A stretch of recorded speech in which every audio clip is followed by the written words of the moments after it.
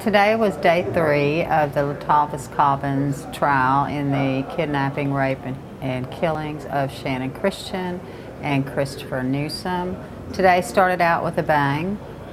We had the recalling of a witness, a convict, who yesterday testified that he had been given immunity by the federal government from prosecution for helping Letalvis Cobbins get out of town after the slaying. His attorney came in this morning and indicated that that was not true, that he had actually ignored a federal subpoena to testify and therefore was not offered anything because he didn't testify. Prosecutors then sent Vincent Wernemit back to the stand, and he conceded that he was incorrect and that his attorney had explained to him that he did not have immunity. However, Cobbins' attorney, Scott Green, noted that he had not been prosecuted, nor had he really been threatened with any prosecution. Also this morning, outside the jury's view, there was discussion about the discovery of a gun in a home in Kentucky where Cobbins, his girlfriend Vanessa Coleman, and his buddy George Thomas were arrested after the killings. They are, of course, all 3 charged along with Cobbins' brother, Lamarcus Davidson. According to testimony that was taken by the judge, but outside the jury's presence, Vanessa Coleman had been staying in that house before the killings and had a bedroom in a utility room.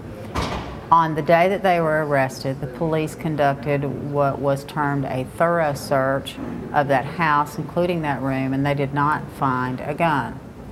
The following day, the lady that owns the house says that Vanessa Coleman came to the house, asked to go in the bedroom, went in there alone, and then left.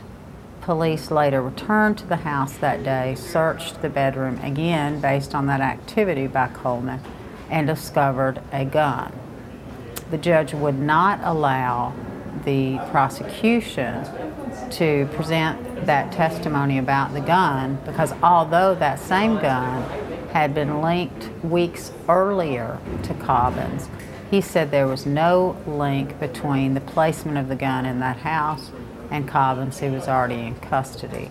So a bit of a victory for the defense. It almost matters not in the sense that that gun has not been definitively linked to any of the crimes, including the shooting of Chris Newsom. The prosecution also today presented audio tapes of an interrogation of Cobbins that was conducted by the now Knox County Sheriff, Jimmy J.J. Jones, as well as Detective Nevil Norman, and former Sheriff Tim Hutchison was also in the room. 3:39 p.m. This is an interview with Letalvis Cobbins at the Lebanon, Kentucky Police Department. They was kissing in the car with an nation. So they run up on the my brother run up on the driver's side. He runs up on the passenger side. I'm sitting in the car. They forced them in the car, whatever, you know what I mean? Then I trailed them back to the house. There are 2 .22 caliber guns that have been recovered in this case. Chris Newsom was killed with a .22 caliber gun.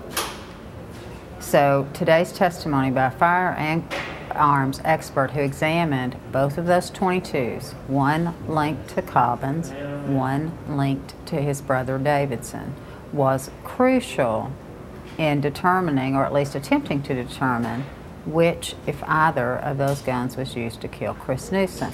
The answer, we don't know. There was a significant disagreement of the individual characteristics, but the gun does share the same class characteristics. In other words, with the bullets, they had the same caliber, the same number of lands and grooves, the same direction of twist, and the same width of the measurements of the land and groove impressions. But there is a significant disagreement of those individual characteristics or those unique marks. Okay, so you cannot say that the bullets from Mr. Newsom's body came from that silver gun. That's correct. But she also had some difficulty definitively saying that the revolver linked to Davidson was used in that shooting. So she was less certain about Davidson's gun, but uncertain about both forensically.